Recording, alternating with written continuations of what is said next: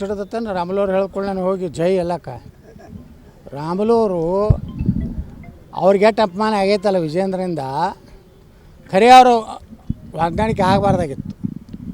ರಾಮುಲವರು ಮಂತ್ರಿ ಇದ್ದಾಗ ಇದೇ ವಿಜೇಂದ್ರನೇ ಅವ್ರ ಪಿ ಎಗಳ ಮ್ಯಾಗ ಕರಪ್ಷನ್ ಚಾರ್ಜ್ ಮಾಡಿ ಕಂಪ್ಲೇಂಟ್ ಮಾಡಿದ್ದ.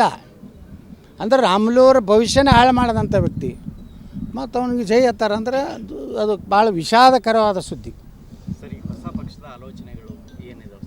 ಹೊಸ ಪಕ್ಷ ನೋಡ್ರಲ್ರಿ, ಇವ್ರು ಕರ್ನಾಟಕದ ರಾಜ್ಯಾಧ್ಯಕ್ಷನೇ ಮಾಡಲಾಗ್ಯಾರಲ್ಲ. ಜಲ್ದಿ ಡಿಕ್ಲೇರ್ ಆಯ್ತಂದ್ರೆ ನಮ್ಮದು ಡಿಕ್ಲೇರೇ ವಿಜಯದಶಮಿ ಸಮೀಪ ಬಂದೈತೆ. ಹೌದು, ಕಾಯ್ತೈತೆ.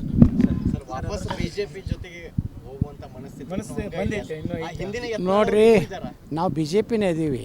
ಅವರೇ ಒಳ್ಳೊಳ್ಳೆ ಯಡಿಯೂರಪ್ಪನೇ 3 ಸಲ ಹೊರಗೆ ಹಾಕ್ಯಾರ ನನಗೆ. ನಾನೇನು ಬಿ ಜೆ ಪಿ ಬಿಟ್ಟು ಹೋಗೇ ಇಲ್ಲ. ಅವನೇ ತನ್ನ ಮಗನ ಭವಿಷ್ಯ, ತನ್ನ ಭವಿಷ್ಯ.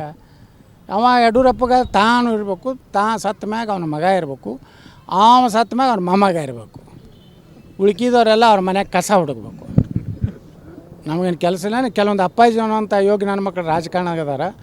ಯಾರಿಗೆ ಅಪ್ಪ ಅನ್ಬೇಕಂದ್ರೆ ಯಾರಿಂದ ಉತ್ಪನ್ನ ಆಗಿರ್ತಾರೆ ಅವ್ರಿಗೆ ಅಪ್ಪ ಅಟ್ಟೆ ಅನ್ಬೇಕು. ದೊಡ್ಡ ದೊಡ್ಡ ಜಗತ್ತುಗಳಿದ್ರೆ ಅಪ್ಪಾಜಿ ಅಂದ್ರೆ ತಪ್ಪಲ್ಲ. ಇಲ್ಲೆಲ್ಲ ಹಾದಿ ಬೀದಿಗೆ ಹೋಗೋರೆಲ್ಲ ಅಪ್ಪಾಜಿ ಅಂದೇ ಆ ಬಿ ಜೆ ಪಿ ಹಾಳು ಮಾಡಿದವರು ಈ ಅಪ್ಪಾಜಿ ಕಂಪ್ನಿಗಳು. ಈಗ ಧರ್ಮಸ್ಥಳದಲ್ಲಿ SIT ಮಾಡಿ ಏನು ಒಂದೇ SIT ಸ್ವಾಗತ ಮಾಡಿ ಏನು ನೋಡಿ, ಧರ್ಮಸ್ಥಳದ ಧರ್ಮಾಧಿಕಾರಿಗಳೇ ಹೇಳ್ಯಾರ ತನಿಖೆಗೆ ನಮ್ಮದೇನು ಇದು ಇಲ್ಲ. ಸ್ವಾಗತ ಮೊನ್ನೆ ಅವರು ಸ್ವಾಗತ ಮಾಡ್ಯಾರ. ಧರ್ಮಾಧಿಕಾರಿಗಳಿಂದಲೂ ಸ್ಟೇಟ್ಮೆಂಟ್ ಬಂದಿದೆ. ನೋಡಿ, ಏನೇ ತಪ್ಪಿದ್ರು ಆದರೆ ನಮ್ಮದು ಒಂದೇ, ಹಿಂದೂ ದೇವಸ್ಥಾನಗಳನ್ನು, ಹಿಂದೂ ಮಠ ಮಂದಿರಗಳನ್ನು, ಜೈನ ಧರ್ಮ ಇರಲಿ, ಸಿಖ್ ಧರ್ಮ ಇರಲಿ, ಇವೆಲ್ಲ ಭಾರತದಲ್ಲಿ ಹುಟ್ಟಿದಂಥ ಧರ್ಮಗಳು, ಬೌದ್ಧ ಧರ್ಮ. ಇವುಗಳ ಮೇಲೆ ಟಾರ್ಗೆಟು ಈ ದೇಶದಲ್ಲಿ ಕೆಲವೊಂದು ಕಮ್ಯುನಿಸ್ಟ್ ಮೈಂಡೆಡ್ ಸ್ವಾಮೀಜಿಗಳು ಕೆಲವೊಂದು ಕಮ್ಯುನಿಸ್ಟ್ ಅದ. ಸುಮ್ಮ ಕ್ಯಾಮಿ ಹಾಕೋತಾರೆ ಕಳ್ಳ ನನ್ನ ಮಕ್ಕಳವರು.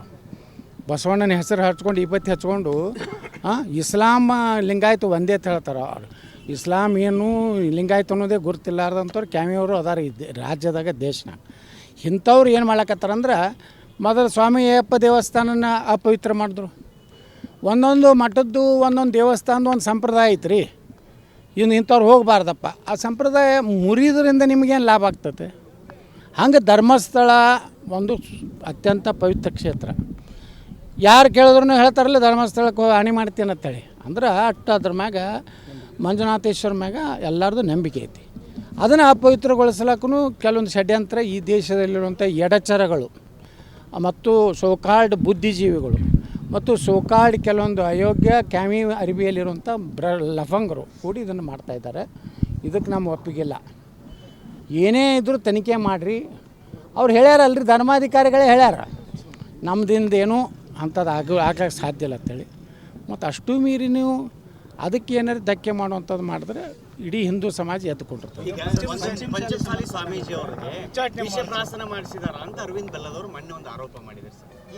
ಏನು ನನಗೆ ಗೊತ್ತಿಲ್ಲರಪ್ಪ, ನನಗೆ ಅದು ಏನೂ ಮಾಹಿತಿ ಇಲ್ಲ. ಅವ್ರಿಗೆ ಅವ್ರು ನೋಡ್ರಿ, ಆ ಗುರುಗಳು ಇಟ್ಟು ಹಗಲ ರಾತ್ರಿ ಸಮುದಾಯ ಸಲುವಾಗಿ ಹಗಲ ರಾತ್ರಿ ಮಠ ಬಿಟ್ಟು ಸಾಮಾನ್ಯ ಒಬ್ಬ ಸಮುದಾಯದ ಒಬ್ಬ ಸಾಮಾನ್ಯ ಬಡವನ ಮನೆಯಾಗಿದ್ದು ಒಂದು ಸಂಘಟನೆ ಮಾಡಿ ಎಲ್ಲ ಸಮುದಾಯಗಳಿಗೆ ಇವತ್ತು ಮೀಸಲಾತಿ ಕೊಡಬೇಕಂತ ಹೋರಾಟ ಮಾಡಕತ್ತಾರೆ. ಅವ್ರನ್ನ ಇದನ್ನು ಏನಿದೆ ಇದು ಹೆಂಗೆ ಧರ್ಮಸ್ಥಳದ ಐತಲ್ಲ, ಇಲ್ಲಿ ನಮ್ಮಲ್ಲಿ ಇರುವಂಥ ಕೆಲವೊಂದು ಅಯೋಗ್ಯರು ಅವ್ರ ಹೆಸರು ತೊಗೋಬಾರ್ದು ಅಂತ ಹೇಳ್ಯಾರ. ನಮ್ಮ ಹಿರಿಯರು ಅಯೋಗ್ಯರು ಹೊಲಸು ಮಂದಿದು ಮಾತಾಡಬಾರ್ದಾರ. ಅದಕ್ಕೆ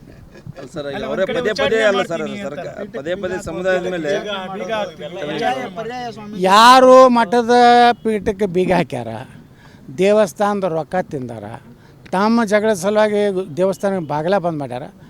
ನೋಡ್ತೀರಿ, ನಾ ಇವತ್ತೇ ಭವಿಷ್ಯ ಹೇಳ್ತೀನಿ, ಪವಿತ್ರ ಕ್ಷೇತ್ರ ಇನ್ನು 5-10 ವರ್ಷ ಅವ್ರ ಮನೆಗೆ ಬೀಗ ಆಗ್ತದೆ. ಅದು ಯಾರು ಮಾಡ್ತಾರೋ ಅವ್ರಿಗೆ ಹಾಗೇ ಆಗ್ತದೆ. ನೋಡಿರಿ, ನಾವು ಮಠದ ರೊಕ್ಕ ತಿನ್ನಬಾರ್ದು. ದೇವಸ್ಥಾನ ನಾನು 30 ವರ್ಷದಿಂದ ಸಿದ್ದೇಶ್ವರ ಸಂಸ್ಥೆ ಅಧ್ಯಕ್ಷದೀನಿ. ಇನ್ನು ಗುರುಗಳ ಮುಂದೆ ಹೇಳಿದೆ, 1 ಕೋಟಿ ರೂಪಾಯಿ ಇದ್ದಿದ್ದು ಆಸ್ತಿ ಇವತ್ತು 350 ಕೋಟಿ ರೂಪಾಯಿ ಆಸ್ತಿ ನಾವು ಮಾಡೀವಿ. ಏನು ವ್ಯಾಲ್ಯೂಯೇಷನ್ ಇವತ್ತು. ಅವತ್ತು 1 ಕೋಟಿ ಇತ್ತು ನಾ ಅಧ್ಯಕ್ಷ. ಇವತ್ತು ನನಗೆಲ್ಲ ದೇವ್ರು ಚಲೋ ಮಾಡ್ಯಾನಿಲ್ಲ. ನಾನು ಏನು ಒಂದು ಮುಖ್ಯಮಂತ್ರಿ ಆಗಬೇಕಾಗಿತ್ತು, ಆಗಿರ್ಲಿಕ್ಕಿಲ್ಲ. ಭ್ರಷ್ಟ ಯಡಿಯೂರಪ್ಪನ ಕೈಯಾಗ ಮಂತ್ರಿ ಆಗಬಾರ್ದತ್ತು. ಅದು ನಾನು ದೇವ್ರು ನಡೆಸ್ಯಾನ.